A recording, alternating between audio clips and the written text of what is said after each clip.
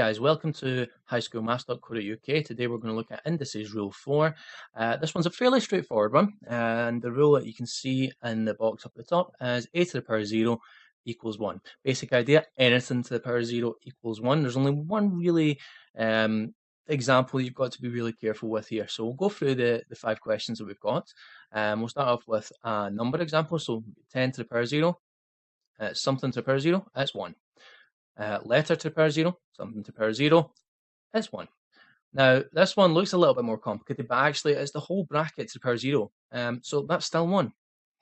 And this one here, doesn't matter how many terms you have inside the bracket, if the whole bracket is to the power 0, that is still going to give you 1 as an answer. So 1 there.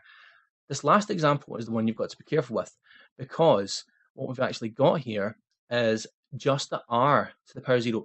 You'll notice the 10 isn't inside a bracket or anything like that. Very different from what we had over in the middle example here.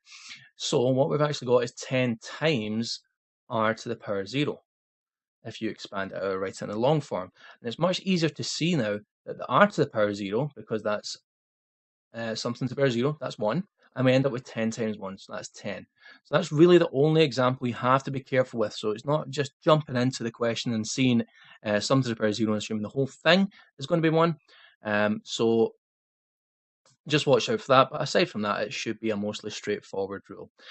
So if you're looking for any extra worksheets or revision or any more YouTube videos, then please visit www.highschoolmaths.co.uk. And thanks for watching.